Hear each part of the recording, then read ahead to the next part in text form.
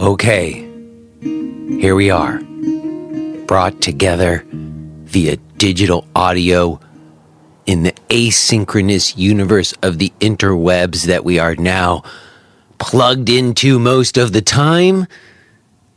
This is Jay Brown Yoga Talks podcast. My name is Jay Brown. How are you, whoever you are? If this is your first time listening to the show, I want to welcome you. Everyone else, oh my, what is going on? I don't know. Does anybody know? It's certainly hard to decipher. But I'm sure, like many of you, we're carrying on, right? We just keep going about our days, trying to make sense of our experiences and hopefully relate to the other people around us in meaningful ways. It seems like the thing that most people want most right now is some sense of normalcy. Keep hearing that phrase, a return to normalcy. And I'm really beginning to wonder what normal is. I mean, I've got this memory of what feels like normal, but it doesn't really seem like we're going back to that. And then there's that other phrase, the new normal, which is generally kind of scary to me. Because whenever I hear that phrase, the new normal, it usually means that we're all pretty screwed or something. Maybe I'm just projecting that. As I said, I really have no clue what's going on. And, you know, over the years, like doing the blog writing and stuff, I've often felt like I could get a decent read on what was happening around me and sometimes like even in the broader world. But right now, it just feels like we're flying blind. Like there's no air traffic controllers and there's nobody helping navigate the plane and the visibility is like nothing, you know. That's just, it feels like we're really flying blind and having to have a lot of trust and faith.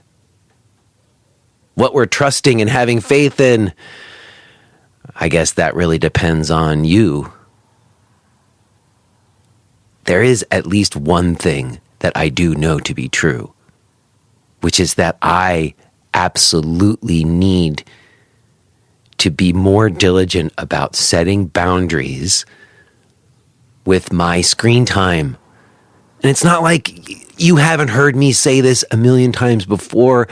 I've talked about screen addiction, but it's not even like screen addiction anymore. It's we're so locked in. I had it out with my eldest daughter the other day because, you know, she woke up in the morning and we usually let them have like a little bit of screen time in the morning, like a half hour to like whatever. She likes to watch her BTS videos or whatever she likes to do. When I was a kid, we watched cartoons on Saturday morning, right? So we let them have like a half hour in the morning. And then this new thing's happening where I think my eldest daughter might have had her first date online. I don't know. She's in 6th grade, but there's this boy that she's like having these like video meetings and like laughing and they're like sharing screens and watching videos together. It was cute and I was glad that she was having like fun. She was clearly enjoying having this meeting with this boy. And, you know, after this last year of her not going to regular school and hanging out with her friends in the hallways, to see her kind of like giggly and having this interaction, we were like happy for it. So we let them do it for like 4 hours. They were on this freaking video call, but they were having so much fun, we didn't want to stop them. And then we made them get off, and I said, you got to go outside, Raj. You got to go take a walk or something. She's like, okay, I'll take a walk. But then when she was getting ready to go take her walk, she like took her wireless earbuds and her phone so she could listen to music. And I was like, why are you going to be plugged into a device when you're going to take a walk? She's like, that's going to be relaxing for me, Dad. And I was like, I let her do it. But I told her that from now on, we need to make sure that we are unplugging from these devices. We can't have more time in the day when we're plugged in than not. It's really out of whack. And it affects us. It affects me, I know, so it's definitely affecting my kids. I just don't think that we're acknowledging it. We're all grateful for the technology, and we're grateful for the video calls that they help us stay connected when we've all been isolated for the last year. But it really doesn't feel like a healthy thing for human beings to be plugged into these digital devices so much of the time. And it is a little bit ironic because this is coming to you via the internet, but I feel like podcasts are like the minimal. Like you could just have it on and put it over there and just be listening to it like you were listening to a radio show. You don't have to be so plugged in the same way like when you're watching YouTube videos or something. And listening to this, you're not subject to an algorithm, feeding you other shit at the same time. I don't know. It just feels so out of balance to me. And the only way to address that is obvious. We need to spend less time on these digital devices, which doesn't feel easy. It's like really hard to do. It's a real discipline. But I think it's necessary. And for myself, what's helping me most is having ceremony and ritual that connects me to spirit. But that's a much longer conversation that we will get to at a future date. For today, I have a very special conversation to share with you. It is a significant day for me personally and this show because Alison West is here. And Alison is perhaps my most primary teacher I've ever had. And she's the only teacher I studied directly with who has not been on the show before. This is her first time here. And I've been wanting to have this conversation for a long time, but it just hasn't happened until now. It's funny how it seems like these conversations happen when they're supposed to, and that is certainly true for today's. You will hear it's such a rich conversation, and again, just deeply meaningful for me personally. I'm so glad that we finally connected and that I am getting to share it with you today. Before we get to that, though, you'll hear in the conversation today, Alison and I talk about like what's going on and what we're looking at going forward. And I've been having the same conversation with a lot of different teachers because everyone's trying to figure out what they want to do at this very like inflection moment where some centers are starting to open back up.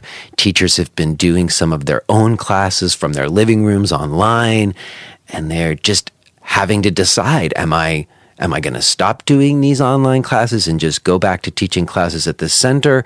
Am I going to hybrid it and do both? Some of the centers are trying to figure out whether they're going to hybrid or not. And in all of that, people have been asking me for advice about some of the things that I've done that have worked. And I just keep telling them the same thing. Sign up for the Yoga of Business course. If you don't know that I do this, my business partner, Josh Citron, and I started this class, Yoga of Business, where we look at what's going on and we share what we've done. And we help people figure out like their pricing structures and to tweak their websites so they actually work the way that they want them to.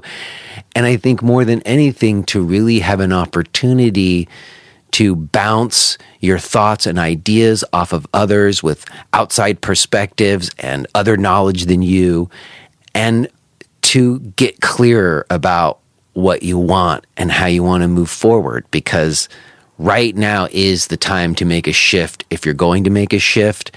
And like I said before, like, it doesn't feel like the normal we knew is coming back. So if you're feeling really confused like the rest of us, and you'd like some people that you could talk to who have a few things that have worked for us, I want to encourage you to sign up for the Yoga of Business class. You can find that at jbrownyoga.com. Now, also, if you're somebody who is starting to shift into doing your own thing, like having your own classes, not through a center, then you are going to need a good way to do your billing. And I know a lot of people out there are using Venmo or PayPal, and maybe it's working fine and okay. But if you want to take what you're doing to like another level where it's more streamlined, maybe more automatic, less admin on your side, and just so much ease of use for you and the people who are interested in what you offer, then I want to recommend that you use MoonClerk. MoonClerk is what I use to process all of my recurring subscriptions and one-time payments. And I can't speak highly enough. It's really helped make what I'm doing with my yoga teaching and this platform work in ways that it never did before. And we're very happy to have a relationship to MoonClerk.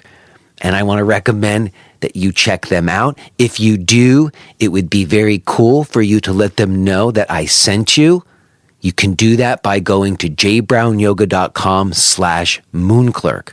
That's jbrownyoga.com/MOONCLERK, jbrownyoga.com/MoonClerk. Lastly, let me just mention that this episode is brought to you in support by Podcast Premium subscribers, people like Beverly Martin and Elena Gregane. Thank you so much to Beverly and Elena and all of our Premium Podcast subscribers. If you listen to this show on a regular and you wanted to make a gesture of support, or maybe you want to gain access to the full archives of this show, then the way to do that is to become a Podcast Premium subscriber. It's a choose your own rate, and you can cancel at any time. If you don't have any money right now, just email us and we will definitely give you a free account. But if you are in a position to give a little something, it makes a huge difference, and we are so grateful. To find out more about becoming a Podcast Premium subscriber, to sign up for the Yoga of Business class, or to find any of my other stuff, go to jbrownyoga.com. Okay, y'all, I think that's fine. I will touch base with you on the other side for just a moment. But the time has finally come, y'all.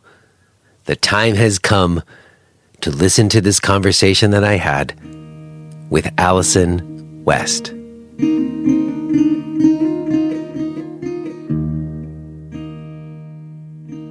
Hello? Hello there. Hi, Jason. Hello, Alison. I have a question for you. You're only doing this audio. We're doing it as Zoom, but you're doing it as audio? Yeah, I'm not going to use the video. I mean, if you want to have it on, you can have it on, but it's just, I would change my location. I would put lights on my face, but have a lake view, because that's the view outside of my house. Oh, I just turned the video off. That's okay. I was going to turn it off too. Honestly, I find it takes some of my energy to look at the video, and I sort of just like the audio, but if you like it on, I can leave it on for you. We can whatever you like. Well, I'm going to turn mine off. You can decide if you want yours on or off. I'll take mine off too. You take yours off, I'll take mine off, Jason. Here we go. I'm taking mine off. Okay, there you go. Well, you know what I like about it, Alison, is that it's when it's just a voice and I'm listening to the voice, I don't know, because I spend so much time on the screen and like seeing myself recorded and stuff. I don't know. I'm better able to focus. It's like the old days when we just had phones, we didn't have That's right. video. Yeah, it's very relaxing. It's also like listening to late night radio, or the very soft tones of the confessional late night dialogue. Yeah. Well, I like it. Just your voice is in my ears, So. Oh God. And it's nice. You were going to show us your outdoor view, and just so you know, I am already recording, so and you are in Maine right now, is that right? I am in Maine. I was very, very sick early on at the very end of March, the first couple of weeks of April, so this is the year anniversary of that. We've just passed it. And this camp where I am was built by my great uncle, my accent notwithstanding. My father is from Old Town, Maine, and my great uncle was a mailman there, and he built this camp with his own two hands. And I'm incredibly happy that 20 years ago when my father died, or 21, I decided to keep it. My brothers weren't interested, so I bought it from them, and it has been a haven. I remember you mentioning it in the past even, but I guess you've had more occasion to spend time there over the last year. I've never been here through the seasons, and it's been extraordinary. Some people up here didn't think I'd make it. They told me later, we don't think Alison's going to make it for the year, but nothing could have made me happier. Of course, I've spent an enormous amount of time completely alone, but have felt lonely too. I don't mean to say that I never felt, but I feel that I have been so nourished by everything around me and by the wonderful people here whom I do see, and also just by the things that I've been doing while I've been here. So, and of course I teach from here, and I have my own practice, and so on. Well, I have no doubt that you've continued your practice throughout it all. And I just have to thank you, because it's just lovely to be speaking with you. I started this show because I wanted to document some history about what happened in the New York yoga scene, because I thought it was a very special time that I happened to be privy to. And I've always felt like there was a little bit of a hole in this show because you hadn't been on before. And now that you're here, I feel like we're filling this hole, and it feels very good. So thanks for scheduling this time. I really appreciate it. So, do you have questions, Jason? I'm not sure how you want to do this. The way this goes is, for me, I didn't write a bunch of questions, but I certainly have such a long history with you. I have some ideas of things I'm curious to talk with you about. And then there's just sort of holes in my memory of things that I have a feeling that you might be able to fill some as well. Well, I'm not sure about that. I'm quite a bit older than you are, and my memory is going. Well, we'll see. And of course, anything you want to mention, you'll just mention. But for me to start us off today, I think I am curious, because when I met you in the early 90s, I think it was 94, I met you at Jivamukti. That's possible. That's what I remember before I started studying with you more regularly, which came soon after.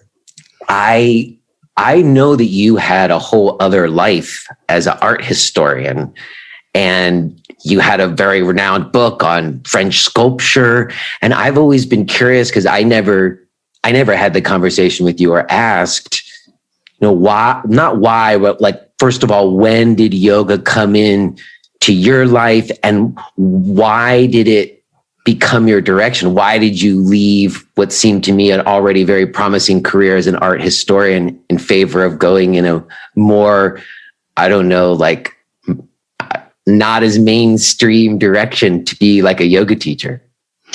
That's a question that I ask myself too, because leaving that other career for yoga was, as I've had occasion to tell, not an entirely favorable choice economically or socially, but I felt I had no choice.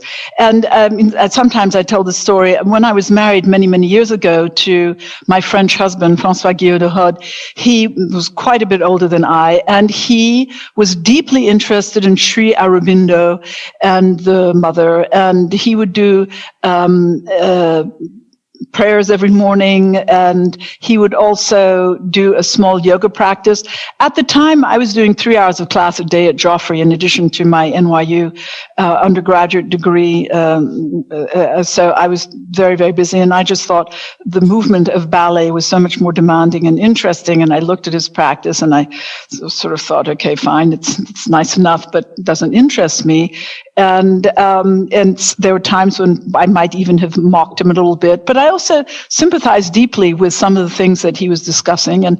But it started then. That was my first real exposure to yoga. My mother had also given me Alan Watts's book. I was very young, and I was sick in bed with the flu in Paris as a child. I'd kind of been more than 13 when she gave me A Case of Mistaken Identity. And so I see. Some light reading for you. Yeah, exactly. They had been friends when she was at Northwestern, and so I mean, I read it as well as I could. And I've never forgotten his description of you're on a road, and instead of following the road, you climb up the lamppost. It was just such a great image of what we follow, what we don't. But in any event, those were my first exposures. And then I almost feel as though my life of yoga was to punish me for ignoring my husband back then. It's penance. It's all penance. It's all penance. It's all penance. I felt from the very beginning this gauntlet of steel on the back of my neck saying, you will do this. And so little by little, it is what I did. I mean, slowly and inexorably, everything else fell away. It wasn't one of those situations where I took a yoga class and I was transformed and I came out light as a feather saying, this is what I want to do with the rest of my life. It was progressive and often with resistance. And there's still some resistance inside of me. I haven't totally achieved that. That's funny. Well, do you remember your first teachers? Like you said, you were doing dance as well. So you were already moving and in your body. I was already moving. That's right. I was. But my first yoga teacher was in Munich. My boyfriend, and this is another weird thing, how things come back, had scoliosis. And I wasn't teaching yoga for scoliosis, and I didn't for a long time. Mm-hmm. But he had scoliosis. And I said, I think yoga could help. And so why would you say that? What did you know about yoga to tell him that?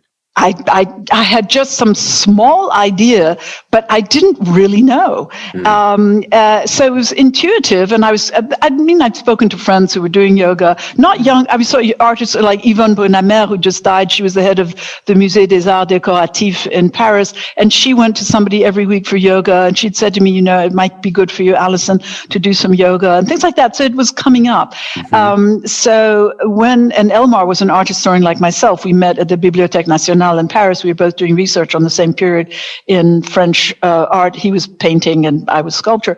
And so I said that. And so we tried one teacher, and I just thought it was sort of almost odd. I mean, it was by a swimming pool, and it just didn't feel very conducive. And then I found the Shivananda Center, and I said, let's just try that.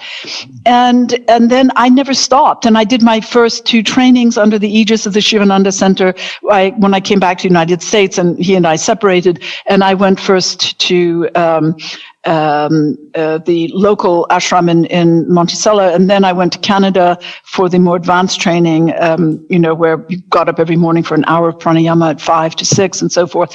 So that's how it all started. And so my first teachers were Shivananda teachers in Munich.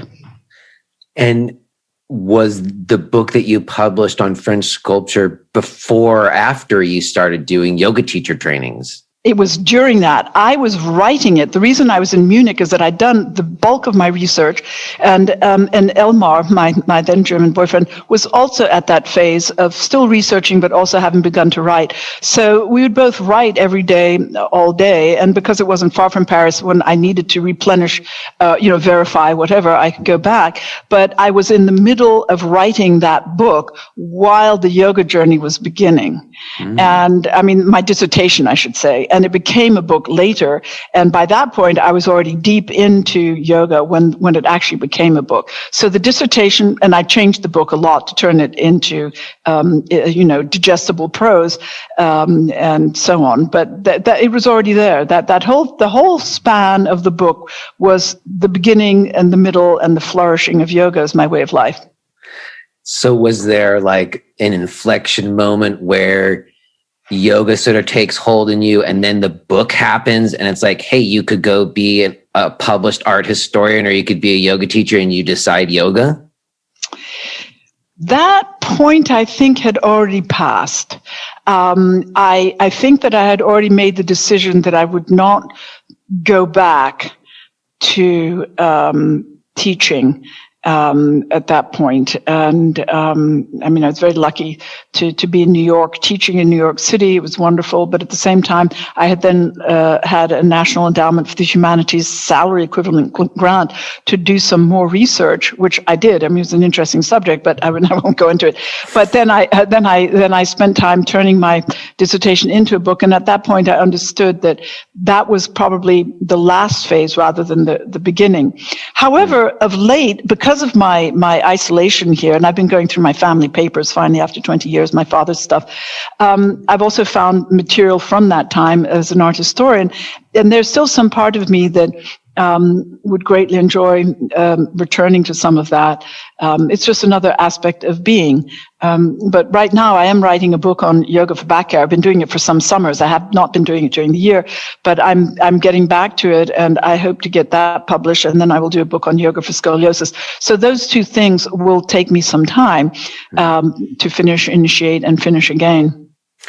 Yeah, we'll get to that stuff. We'll get to the yoga for scoliosis. I guess I'm just sort of interested in that kind of, I don't know, there seems to me a real crossover between art history and yoga, even in the sense that like the Indus River Valley civilization seems to be a source time in history to look at, as well as I just remember when I started studying with you, it seemed that you had a way of looking at people in asana that seemed related to the way I even remember you talking about looking at sculpture. So I'm sort of curious about how that transition was for you, or what do you think that crossover is? Well, I think the foundational thing may be that have certain visual tendencies as well as movement tendencies. So 3D, plastic movement, visual tendencies, sculpture became my field, although that doesn't mean I haven't looked at painting and love painting. But it happened to be H.W. Jansen asked me to be a student, and his field was sculpture. And so I gravitated that way too. But my earliest courses, when I first started as an undergraduate at NYU, art history was a minor. I was a Russian major. But I was looking at ancient Indian art and also Asian art. And so that's where my first studies were. And I was more drawn to the sculpture. I'm not talking about Indian miniatures, which I love, but I'm talking the works that I was studying were three-dimensional mostly at the time, and I was very drawn to them. And so, of course, it also exposed me in that way to a language of thought and form inevitably steeped in philosophy because of images of the Buddha, images of various incarnations and so forth. So there was that. But then I turned to 18th, 19th century French sculpture as a major subject, and wrote about it. And the crossover, as though two things were sliding by each other very slowly. So I was never, completely aware of when one ended and the other fully took off as its own thing. But also I've never ceased looking at art, ceased going to museums, a great number of my friends are art historians and also writers. And my stepmother was a writer. So, and we went to look at art as children. We spent summers in Italy. So we'd go to the museums and go to Rome, Florence, and so forth. So I had this big background on which I could draw sort of naturally.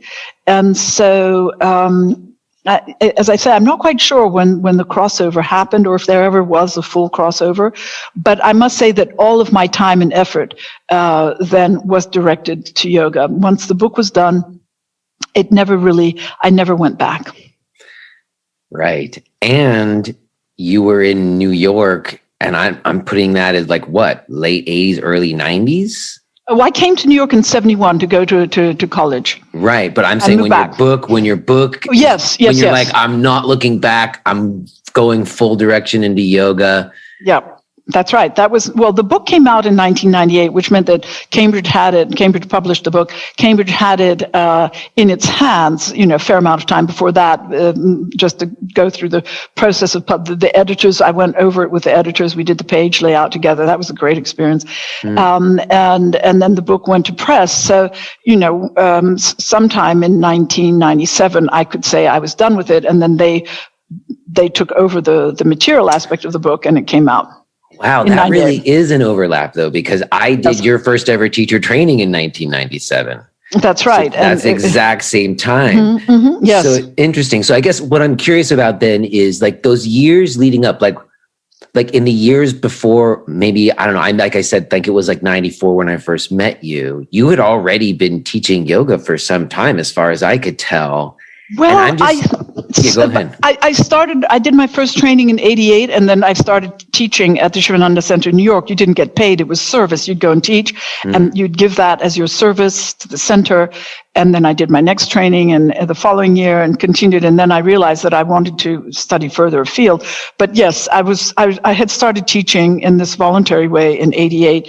And I just put my foot to the stirrup. But in terms of knowledge and understanding, I was, light years away from being the teacher. I was looking forward, perhaps, I didn't know what I was looking forward to tell you the truth.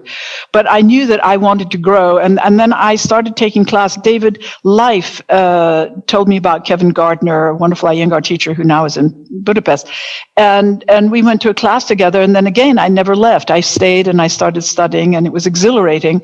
And I felt both exhilarated and horribly depressed as I entered into this world of knowledge of which I had no inkling.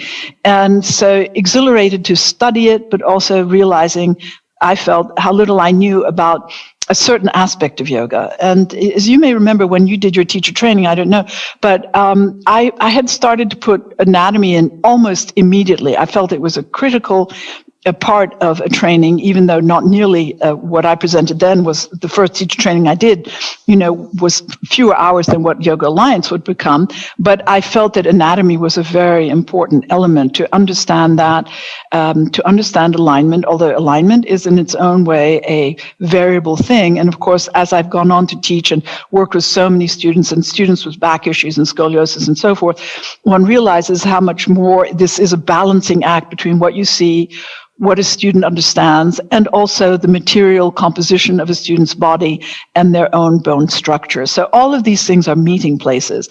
There's no hard and there's just no hard and fast absolute in alignment. It is a moving art.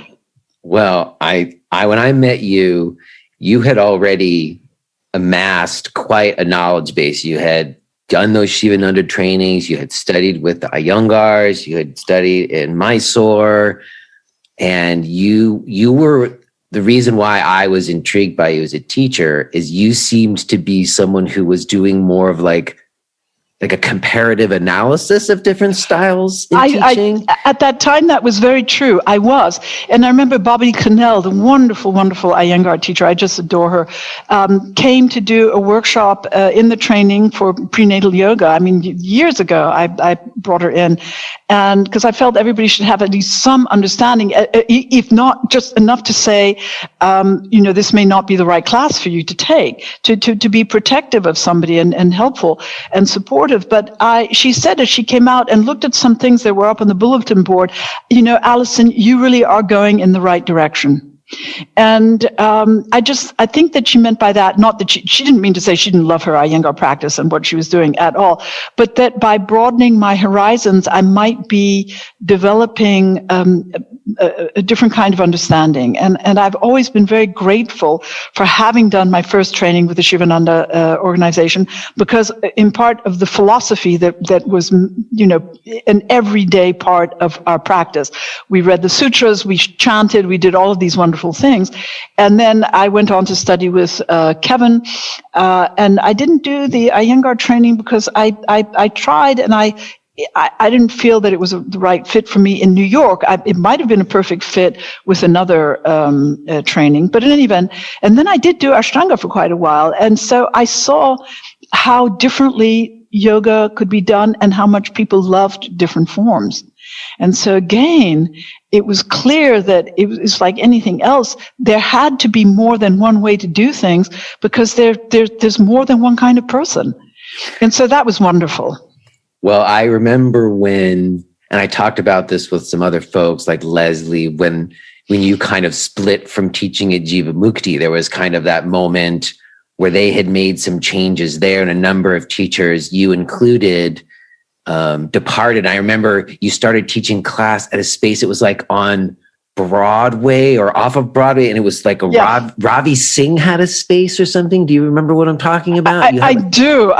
That the very first space I had was a sort of strange carpeted space. Yes. Although I remember Sri Louise was in that class. Oh my God! Yes. She started at Jivamukti with me, but that's right. And then I moved to Broome Street, right opposite Eddie Stern's space. He had a space right across the street for his Ashtanga, and then I was across the street and another rental space. And above Lisa Wood, I remember Lisa Wood. That's right, above Lisa Wood, and that's when. Do you remember Annie? Little Annie was taking class then too. And yes, I have a vague memory of her. Anyway, so that I was there for quite a while until the person from whom I was renting left New York City. So she gave up the space and left. And so I had for a while a space on West 18th Street where Amy Matthews was doing martial arts. And so I was there for a while. But I realized I really needed my own space because I wanted to be able to put in rope walls, which are the most extraordinarily wonderful therapeutic tool, but they're also incredibly challenging, and you can use them, to develop a very strong practice in the sense of literal strength. You can have a very strong practice, and it's very gentle. So I don't mean for the word strong only to mean big muscles and things like that, but you can do all kinds of things on the rope wall. I just loved it, and all of our back hair students just loved it too. And well, I don't want to go to back here yet because I spent all the time with you in Broome Street because that's where we spent a couple years together. That's right. And I just remember, to me, I recall it was right after Yoga Alliance even announced they had a 200-hour standard that you did your first 200-hour in that space. Right. That's right. Right. And I had already been in your class like pretty much every day for well over a year at that point. Right. You were there. And I knew your material, a lot of it, because I just was there. But I look back at that time, Alison, and I just think of it, that how much at that time there was really a different, entry point into going to yoga classes. Like going to your class at Broome wasn't the same thing as like 10 years later when people were dropping into Yoga Works. There was just like a certain commitment that you were asking of people, it seemed to me. You were welcoming of anybody, but like the way that you brought yourself to practice and sort of the expectation you had of people who studied with you was quite high. And that's why I studied with you. It's never changed. But where I have changed is that I was quite ambitious for you because you had so much ability, and so I emphasized the development of your physical practice very much because I had that feeling for you. But over the years, while I'm still extremely demanding of my students, I don't see the point. I mean, my classes are not good drop-in classes if you don't have a certain amount of knowledge, except I love teaching beginners, and I'm hoping actually to teach a basics class because I love teaching absolute beginners. And that's a great place to start with me, even if you're not a beginner. It just gives a good foundation. But I'm much more alive to, I want students to maximize their potential. Sometimes they don't even know what their potential is, but also to not think only in terms of the practice as a perfect thing. Well, I appreciate you saying that. What I would say to you is that I think that what you're describing is a evolution that happened over, I think, a lot of teachers, not just you and me. Yes. And I think that I really value what we did together because you established like a real foundational knowledge base with me.